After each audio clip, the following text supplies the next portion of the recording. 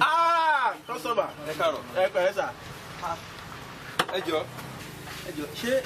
She must be Ah, of course. Number plate here is your motto.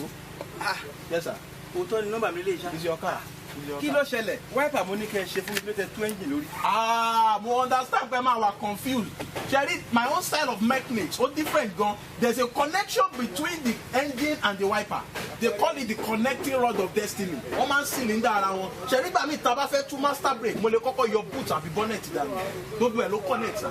This is a new technique. Sherry, the connecting cord to connect the wiper at the engine. Èmi Vayo the nìkan ló mọ̀ bẹ́ẹ̀. I know the place. There's a connection between. Oh my goodness. Well Oh, Damilare Oshundare, award-winning author, comedian, brand influencer, MC, and actor.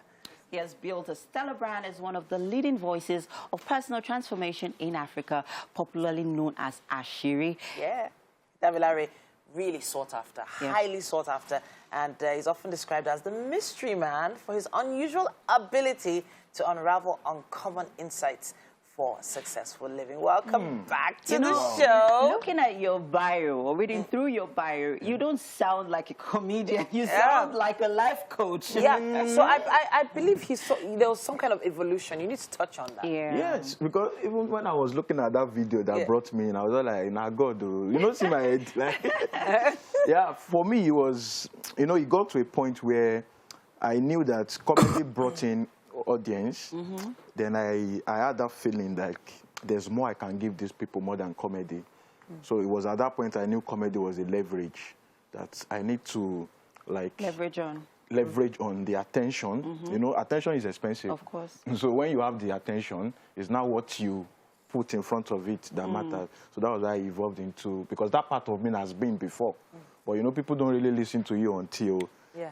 All right, before we delve into the kind of content that you put out there, let's talk a little bit about your background. You have a science background, and then you have like loads of certifications in finance. Sure. At what point did you, decide that it was comedy you wanted to do? It was, I think it was back then, 2007. So I just realized that they get to give me the funny roles. I joined the drama group, and they get to give me the funny in school. Okay, cool. They get to give me the funny roles, and I was like, why? Let me act pastor now. So one day I acted pastor. I was supposed to do a taco, so that the end of that drama, people were supposed to be crying.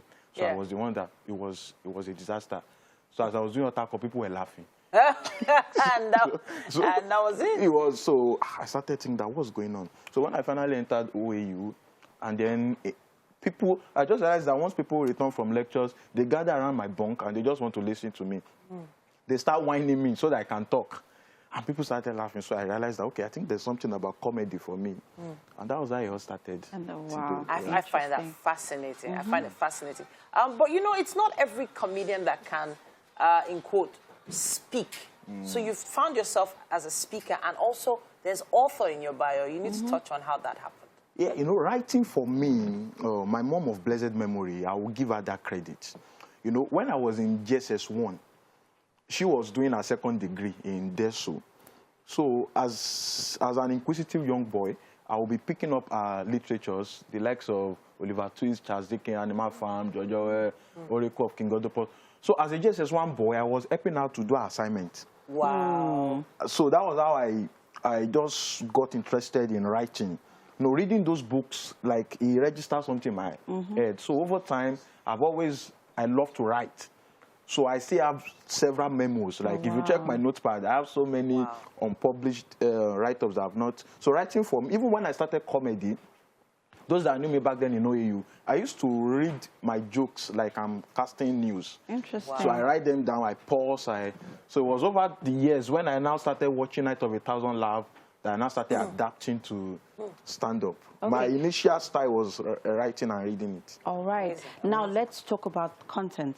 the kind of content that you create, because I believe that for every influencer out there, you're an influencer for a reason. You're serving a purpose, which includes, you know, giving to people. Yes. Do you think you put that into consideration in the kind of content that you put out? Do you think for every content that you put out, you need to make an impact? And are you seeing that, you know, response as well? Yeah, thank you for that question. You know, influencing is about range. So every influencer, they have their range. And it is your ethics, your moral, this thing that determines your range. Some things are very, very, how do I put it? Well, very lucrative, like there's money there. But sometimes it doesn't align with the persona you've traded over the years. Okay. Sometimes you might be tempted. During the lockdown, when everything was locked down, a very famous brand approached me. I was talking about this thing is close to $1 million. Imagine someone like pitching you close to $1 million during lockdown when no one is working. But what they represent is totally different from who I am and what I've portrayed and the people that follow you. That follow. So I think influencing gets to a point where you'll be truthful with yourself.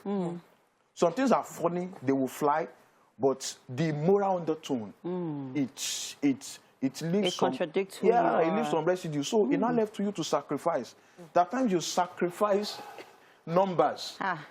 You get it? So it's a hard call. But now it's not everybody that have that balance, and it's fine. Some people have the range to be notorious.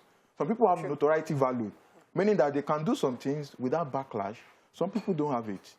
So influencing is basically know your range and be patient. In your range, you will still get your patronage. So that's how it works. I'm hearing a lot of intentionality in your content. Exactly. But it's not easy to put together content that connects, also makes people laugh, and then stands test of time. That video we saw with the mechanic, you know, it can connect with people on so many different levels for different reasons. Yes. So how have you been able to find those little bits of content that you put together? Yeah, it's, first of all, I locate a need. Like, okay, what's the central message that we need to pass now? Look at social media. I check the post. Look at social media now. If I'm to put out a content now, by the way, I took break from content. I will just resume.